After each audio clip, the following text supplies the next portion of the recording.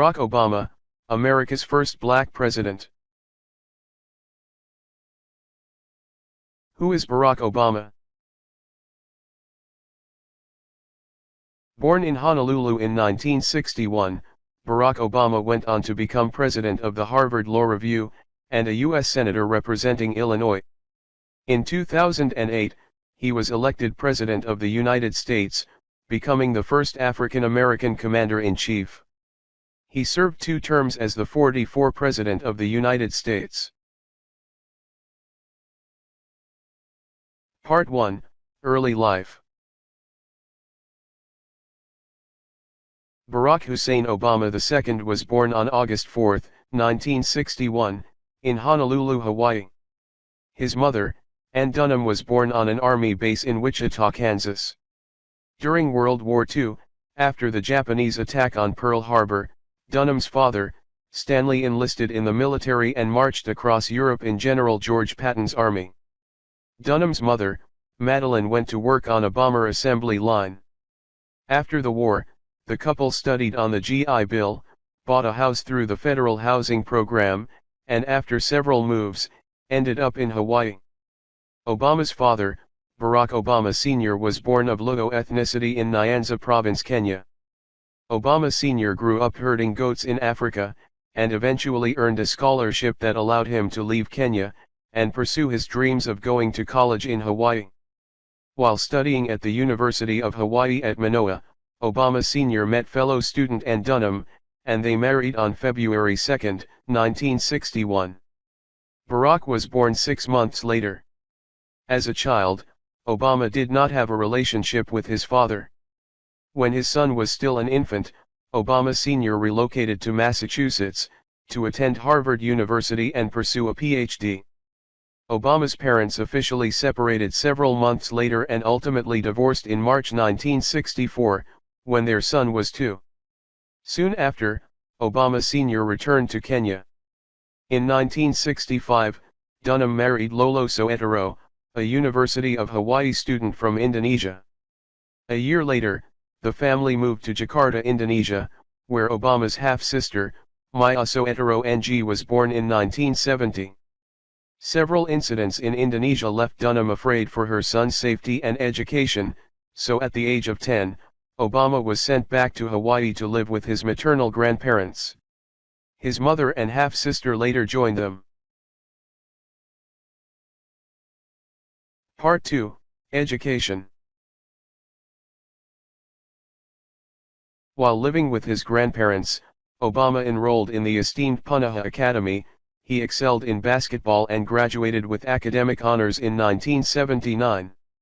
As one of only 3 black students at the school, Obama became conscious of racism and what it meant to be African American. He later described how he struggled to reconcile social perceptions of his multiracial heritage with his own sense of self. I noticed that there was nobody like me in the Sears, Roebuck Christmas catalog. And that Santa was a white man, he wrote. I went into the bathroom and stood in front of the mirror with all my senses, and limbs seemingly intact, looking as I had always looked, and wondered if something was wrong with me. Obama also struggled with the absence of his father, who he saw only once more after his parents divorced, when Obama Sr. visited Hawaii for a short time in 1971. My father had left paradise, and nothing that my mother or grandparents told me could obviate that single, unassailable fact. He later reflected. They couldn't describe what it might have been like had he stayed. 10 years later, in 1981, tragedy struck Obama Sr. when he lost both of his legs in a serious car accident. Confined to a wheelchair, he also lost his job. In 1982, Obama Sr. was involved in yet another car accident while traveling in Nairobi. This time, however, the crash was fatal. Obama Sr. died on November 24, 1982, when Obama was 21 years old. At the time of his death, my father remained a myth to me. Obama later wrote. Both more and less than a man. After high school, Obama studied at Occidental College in Los Angeles for 2 years. He then transferred to Columbia University in New York City, graduating in 1983 with a degree in political science. After working in the business sector for 2 years, Obama moved to Chicago in 1985. There, he worked on the impoverished South Side as a community organizer, for low-income residents in the Roseland and the Altgeld Gardens communities. Part 3, Law Career. It was during this time that Obama, who said he was not raised in a religious household, joined the Trinity United Church of Christ. He also visited relatives in Kenya, and paid an emotional visit to the graves of his biological father and paternal grandfather. For a long time I sat between the two graves and wept. Obama wrote. I saw that my life in America, the black life, the white life, the sense of abandonment I'd felt as a boy, the frustration and hope I'd witnessed in Chicago, all of it was connected with this small plot of earth an ocean away. Returning from Kenya with a sense of renewal, Obama entered Harvard Law School in 1988. The next year, he met with constitutional law professor Lawrence Tribe, and their discussion so impressed Tribe, that when Obama asked to join his team as a research assistant, the professor agreed. The better he did at Harvard Law School and the more he impressed people, the more obvious it became that he could have had anything, said Professor Tribe in a 2012 interview with Frontline, but it was clear that he wanted to make a difference to people, to communities. That same year Obama joined the Chicago law firm of Sidley Austin as a summer associate, and it was there he met Michelle Robinson, a young lawyer who was assigned to be his advisor. Not long after, the couple began dating. In February 1990, Obama was elected the first African American editor of the Harvard Law Review. He graduated magna cum laude from Harvard Law in 1991. After law school, Obama returned to Chicago to practice as a civil rights lawyer with the firm of Minor, Barnhill and Galland. He also taught constitutional law part-time at the University of Chicago Law School between 1992 and 2004, first as a lecturer and then as a professor, and helped organize voter registration drives during Bill Clinton's 1992 presidential campaign. On October 3, 1992, he and Michelle were married.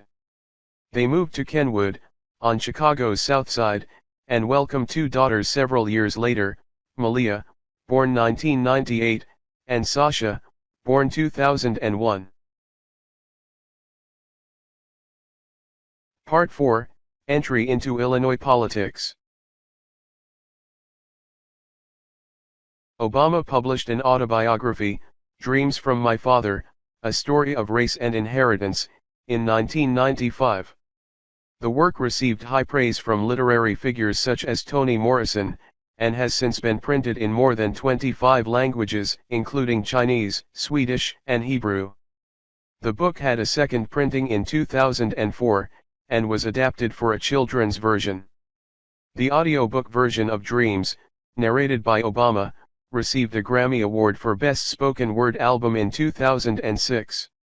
Obama's advocacy work led him to run for a seat in the Illinois State Senate. He ran as a Democrat and won election in 1996.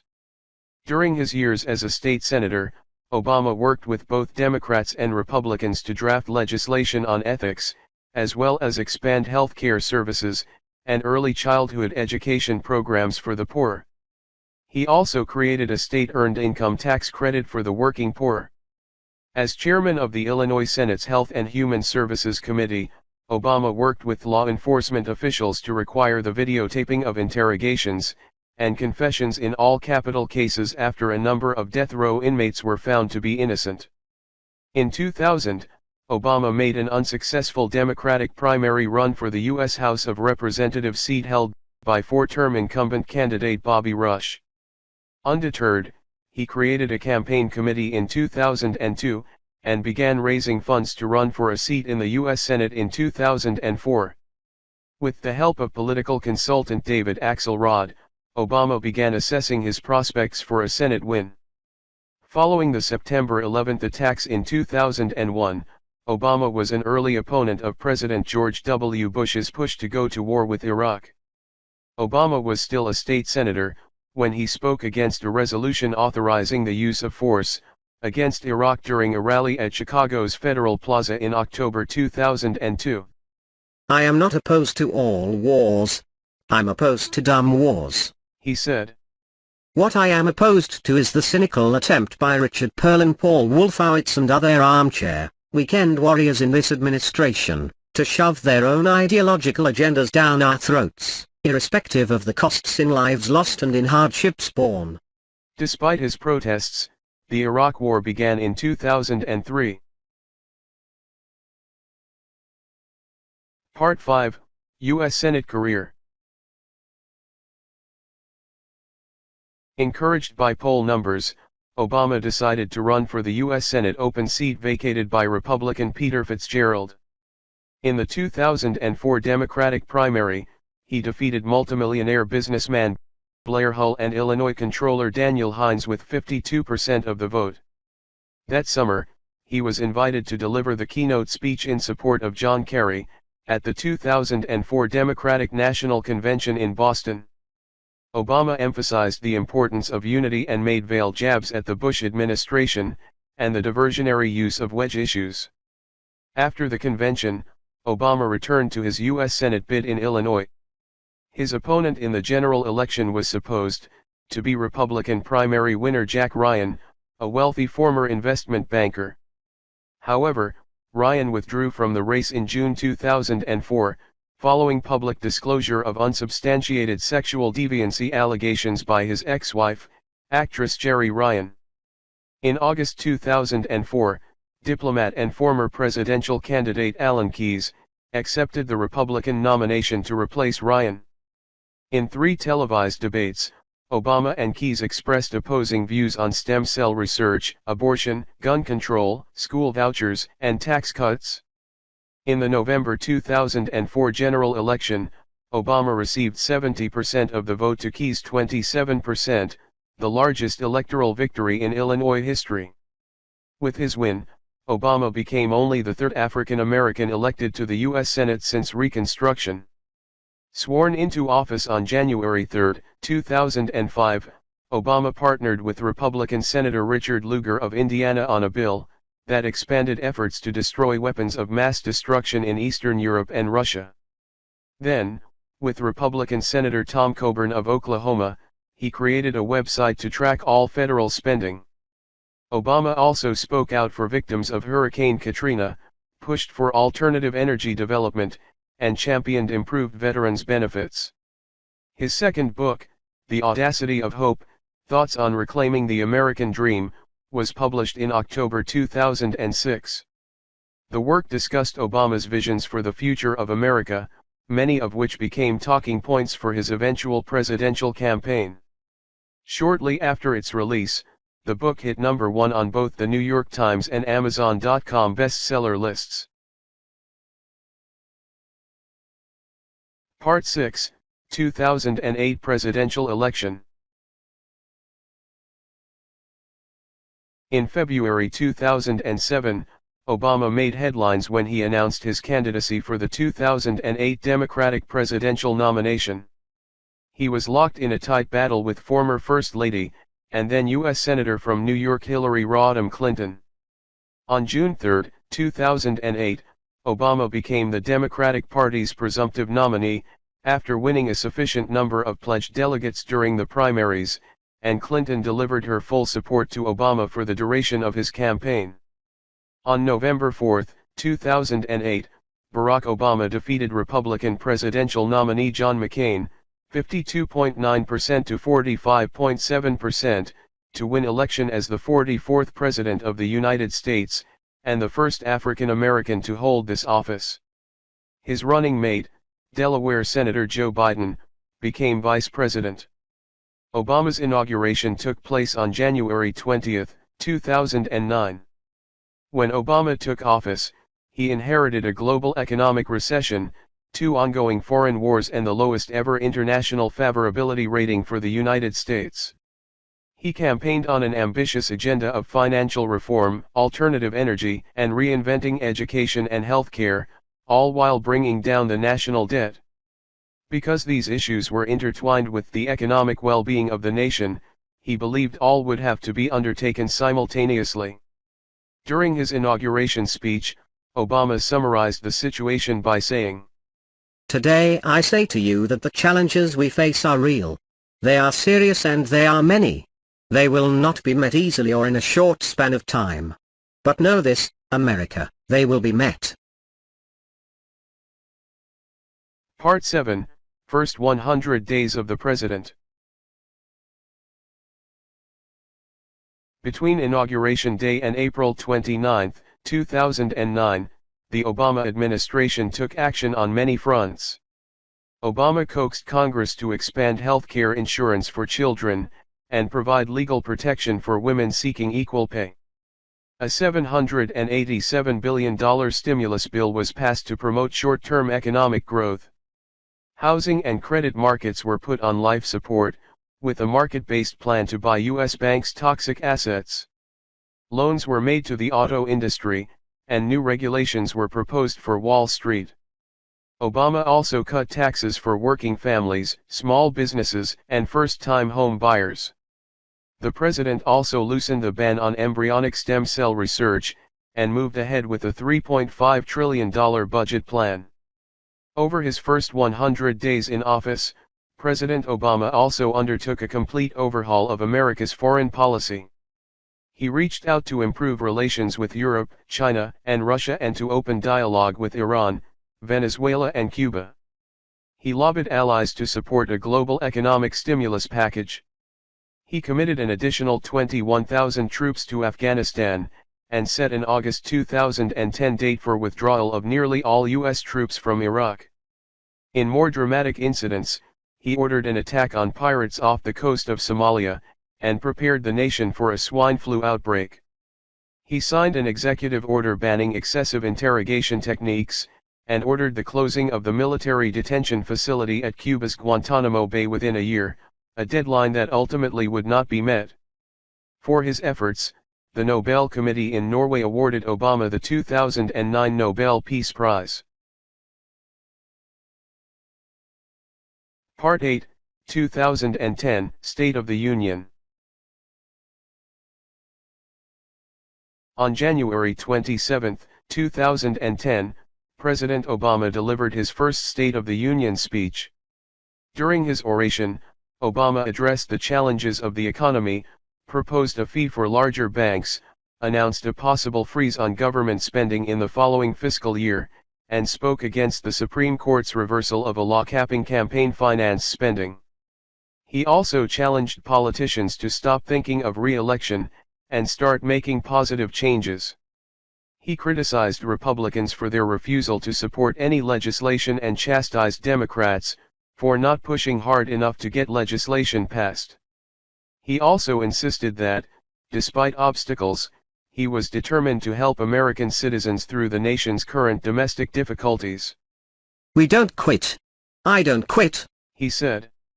"Let's seize this moment to start anew, to carry the dream forward, and to strengthen our union once more." Part 9, Challenges and Successes. In the second part of his first term as president, Obama faced a number of obstacles and scored some victories as well. In spite of opposition from congressional Republicans and the populist Tea Party movement, Obama signed his health care reform plan, known as the Affordable Care Act, into law in March 2010. The new law prohibited the denial of coverage based on pre-existing conditions, allowed citizens under 26 years old to be insured under parental plans, provided for free health screenings for certain citizens, and expanded insurance coverage, and access to medical care to millions of Americans. Opponents of the Affordable Care Act, which foes dubbed Obamacare, asserted that it added new costs to the country's overblown budget, violated the Constitution with its requirement for individuals to obtain insurance, and amounted to a government takeover of health care. On the economic front, Obama worked to steer the country through difficult financial times. After drawn-out negotiations with Republicans, who gained control of the U.S. House of Representatives in the 2010 midterm elections, He signed the Budget Control Act of 2011 in an effort to rein in government spending and prevent the government from defaulting on its financial obligations. The act also called for the creation of a bipartisan committee to seek solutions to the country's fiscal issues, but the group failed to reach any agreement on how to solve these problems. Also in 2011, Obama signed a repeal of the military policy known as "Don't Ask, Don't Tell," which prevented openly gay troops from serving in the U.S. Armed Forces. In March 2011, he approved U.S. participation in NATO airstrikes to support rebels fighting against the forces of Libyan dictator Muammar al-Gaddafi, and in May he also gave the green light to a covert operation in Pakistan that led to the killing of infamous al-Qaeda leader Osama bin Laden by a team of U.S. Navy SEALs. Obama gained a legal victory in June 2012, when the U.S. Supreme Court upheld the Affordable Care Act's individual mandate, which required citizens to purchase health insurance or pay a tax. In a 5-4 decision, the court decided the health care law's signature provision fell within the taxation power granted to Congress under the Constitution. Voting with the majority were two associate justices appointed by Obama, Sonia Sotomayor, confirmed in 2009, and Elena Kagan, confirmed in 2010. Part 10, 2012 Re-election. As he did in 2008, during his campaign for a second presidential term, Obama focused on grassroots initiatives. Celebrities such as Anna Wintour and Sarah Jessica Parker aided the president's campaign by hosting fundraising events. "I guarantee you, we will move this country forward," Obama stated in June 2012, at a campaign event in Maryland. "We will finish what we started. And we'll remind the world just why it is that the United States of America is the greatest nation on earth." In the 2012 election, Obama faced Republican opponent Mitt Romney and Romney's vice presidential running mate, U.S. Representative Paul Ryan. On November 6, 2012, Obama won a second four-year term as president by receiving nearly 5 million more votes than Romney, and capturing more than 60% of the Electoral College.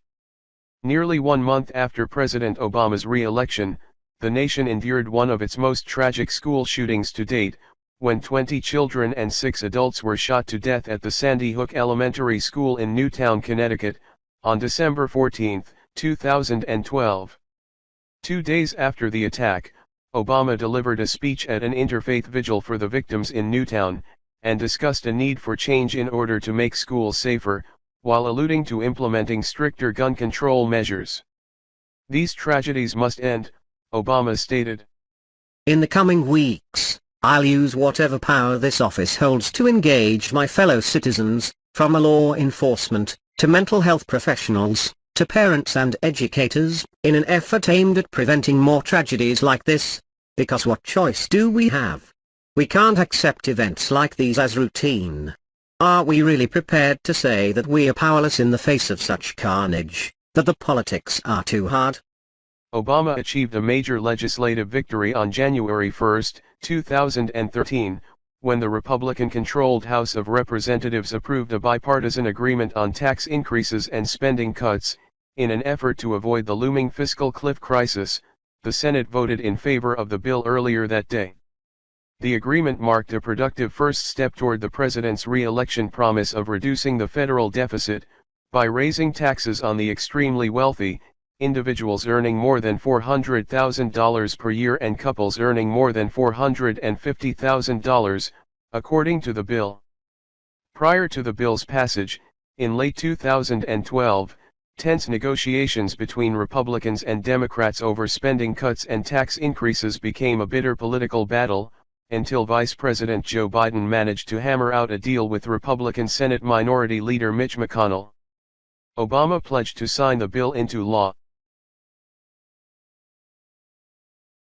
Part 11, International Challenges. Obama found himself grappling with an international crisis in late August and September 2013, when it was discovered that Syrian leader Bashar al-Assad had used chemical weapons against civilians. While saying that thousands of people, including over 400 children, had been killed in the chemical attacks, Obama called Syria's actions a serious national security threat to the United States, and to the region, and as a consequence, Assad and Syria needs to be held accountable. The president worked to persuade Congress and the international community, at large, to take action against Syria, but found a majority on Capitol Hill opposed to military involvement. Obama then announced an alternative solution on September 10, 2013, by stating that if al-Assad agreed with the stipulations outlined in a proposal made by Russia, to give up its chemical weapons, then a direct strike against the nation could be avoided. Al-Assad acknowledged the possession of chemical weapons, and ultimately accepted the Russian proposal. Later that month, Obama made diplomatic strides with Iran. He spoke with Iranian President Hassan Rouhani on the phone, which marked the first direct contact between the leaders of the two countries in more than 30 years. This groundbreaking move by Obama was seen by many as a sign of thawing in the relationship between the United States and Iran. The two of us discussed our ongoing efforts to reach an agreement over Iran's nuclear program, reported Obama at a press conference in which he expressed optimism that a deal could be reached to lift sanctions on Iran in return for that country's willingness to halt its nuclear development program. Part 12, Domestic Policies and Problems. Obama found himself struggling on the domestic front in October 2013. A dispute over the federal budget and Republican desires to defund, or derail the Affordable Care Act caused a 16-day shutdown of the federal government. After a deal had been reached to end the shutdown, Obama used his weekly address to express his frustration over the situation, and his desire for political reform. The way business is done in Washington has to change. Now that these clouds of crisis and uncertainty have lifted, we need to focus on what the majority of Americans sent us here to do: grow the economy, create good jobs, strengthen the middle class, lay the foundation for broad-based prosperity, and get our fiscal house in order for the long haul. The Affordable Care Act continued to come under fire in October, after the failed launch of healthcare.gov, the website meant to allow people to find and purchase health insurance. Extra technical support was brought in to work on the troubled website, which was plagued with glitches for weeks. The healthcare law was also blamed for some Americans losing their existing insurance policies, despite repeated assurances from Obama that such cancellations would not occur. According to the Chicago Tribune, Obama insisted that the insurance companies, and not his legislation, caused the coverage change. Remember, before the Affordable Care Act, these bad apple insurers had free rein every single year to limit the care that you received, or used minor pre-existing conditions to jack up your premiums, or bill you into bankruptcy, he said. Under mounting pressure, Obama found himself apologizing regarding some healthcare changes.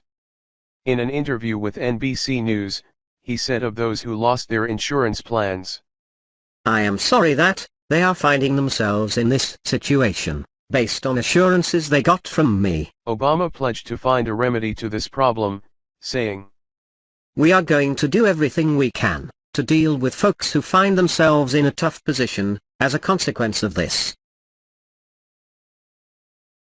Part 13, Managing Foreign Crises. The fall of 2013 brought Obama additional challenges in the area of foreign relations. In October 2013, German Chancellor Angela Merkel revealed that the NSA had been listening into her cell phone calls. "Spying among friends is never acceptable," Merkel told a summit of European leaders. In the wake of these controversies, Obama saw his approval rating drop to a new low in November 2013.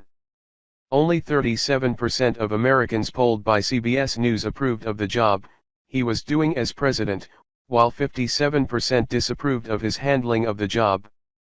Echoes of the Cold War also returned after civil unrest and protests in the capital city, of Kiev led to the downfall of Ukrainian President Viktor Yanukovych's administration in February 2014. Russian troops crossed into Ukraine to support pro-Russian forces, and the annexation of the province of Crimea. In response, Obama ordered sanctions targeting individuals and businesses considered by the U.S. government to be Ukraine agitators or involved in the Crimean crisis. In 2014 we are well beyond the days when borders can be redrawn over the heads of democratic leaders, Obama stated. The president said the sanctions were taken in close coordination with European allies and gave the U.S. the flexibility to adjust our response going forward based on Russia's actions. In addition to the ongoing troubles in Ukraine, tensions between Israelis and Palestinians erupted into violence in Gaza during the summer of 2014. At the same time, tens of thousands of Central American children were being apprehended at the US-Mexico border, after making the perilous crossing alone. Many Republicans called for the rapid deportation of these illegal immigrants, while others considered the situation a humanitarian crisis. Another of the president's woes came from the legislative branch. Speaker of the House John Boehner launched an effort to sue Obama for overstepping his executive powers, with some of his actions regarding the Affordable Care Act. In August 2014, Obama ordered the first airstrikes against the self-proclaimed Islamic State, also known as ISIS or ISIL, which had seized large swathes of Iraq and Syria, and conducted high-profile beheadings of foreign hostages. The following month, the U.S. launched its first attacks on ISIS targets in Syria, although the president pledged to keep combat troops out of the conflict. Several Arab countries joined in the airstrikes against the extremist Islamic militant group. The only language understood by killers like this is the language of force, Obama said in a speech to the United Nations. So the United States of America will work with a broad coalition to dismantle this network of death. Part 14, Iran Nuclear Deal. In July 2015, Obama announced that, after lengthy negotiations, the United States and 5 world powers had reached an agreement with Iran over its nuclear program. The deal would allow inspectors entry into Iran, to make sure the country kept its pledge to limit its nuclear program, and enrich uranium at a much lower level than would be needed for a nuclear weapon. In return, the U.S. and its partners would remove the tough sanctions imposed on Iran, and allow the country to ramp up sales of oil and access frozen bank accounts. As the administration began its effort to lobby Congress to endorse the deal, Obama made his first trip as president back to his father's homeland of Kenya. In addition to having dinner with 3 dozen relatives, some of whom he met for the very first time, Obama proudly proclaimed to a packed arena, "I am proud to be the first American president to come to Kenya, and of course I'm the first Kenyan American to be president of the United States."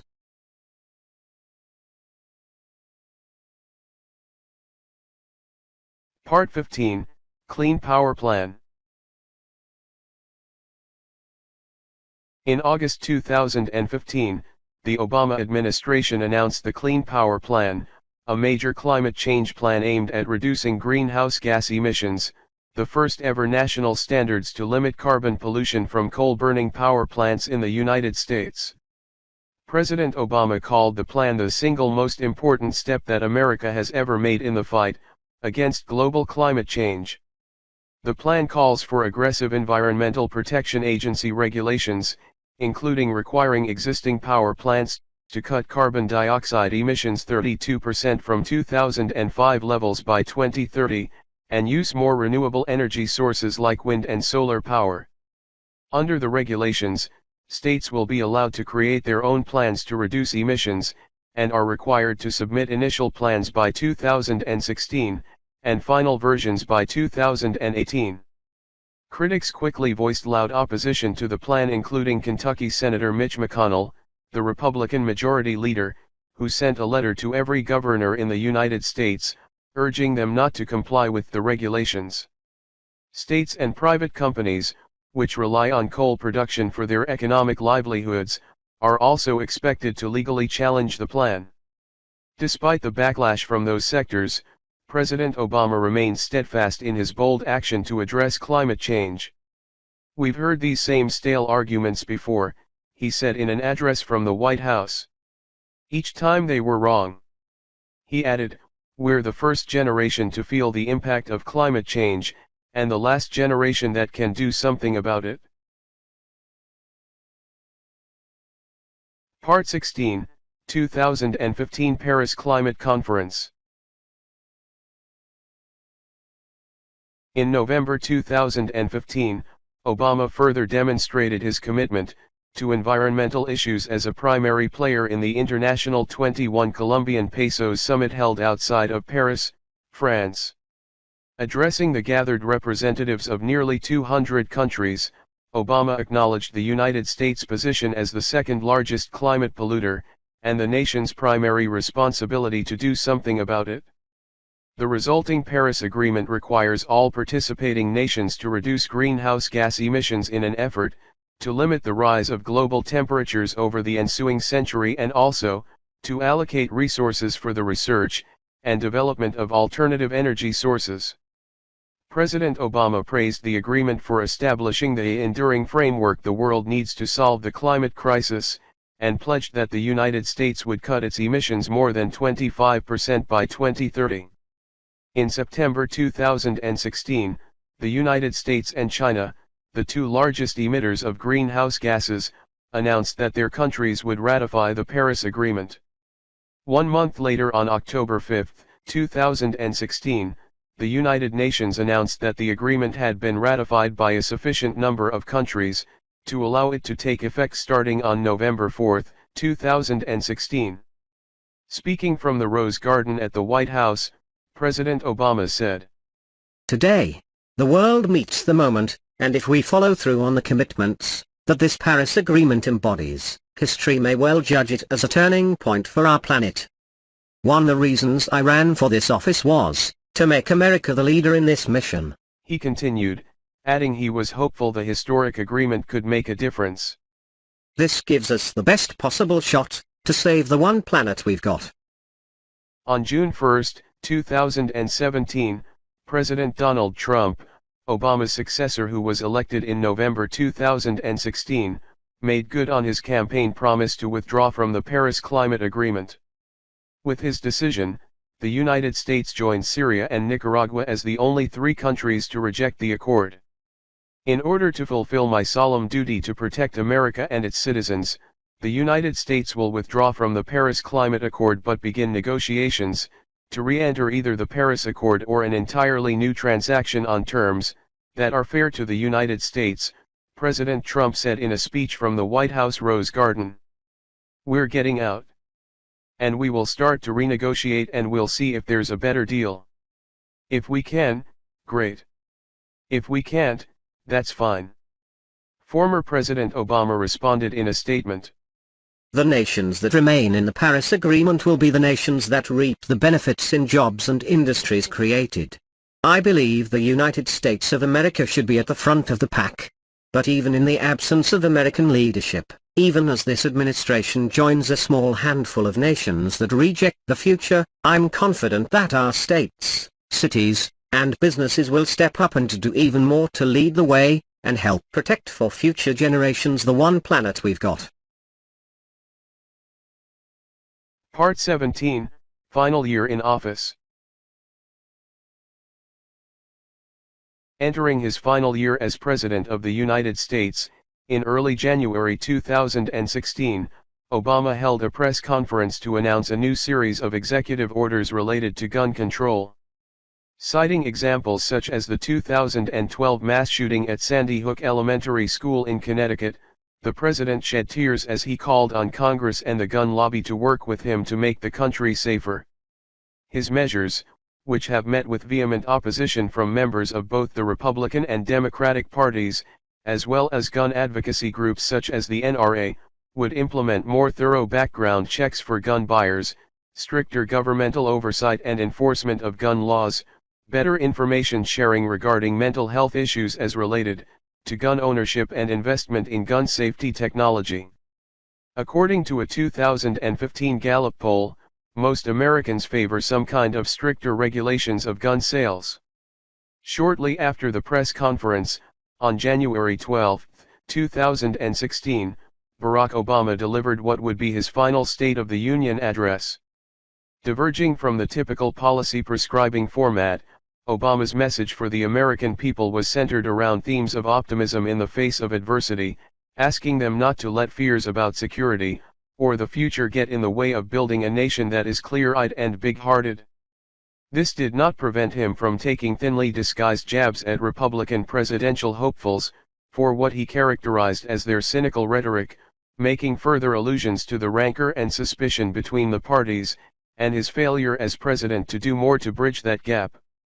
But Obama also took the opportunity to tout his accomplishments, citing the Affordable Care Act, diplomatic progress with Iran and Cuba, the legalization of gay marriage and profound economic recovery as among them. Further indicating his unwillingness to accept a lame duck status, 2 months later Obama made two important moves to attempt to cement his legacy. On March 10, he met at the White House with newly elected Canadian Prime Minister Justin Trudeau in the first official visit, by a Canadian leader in nearly 20 years. Central among the topics addressed during their meeting, which also included trade, terrorism, and border security, was climate change, with the two leaders promising a commitment to building an international low-carbon global economy. Trudeau's apparent concern for environmental issues, and generally liberal agenda stand in contrast to his predecessor, Stephen Harper, with whom President Obama enjoyed strained relations due in part to Obama's unwillingness to allow for the construction of the Keystone XL pipeline.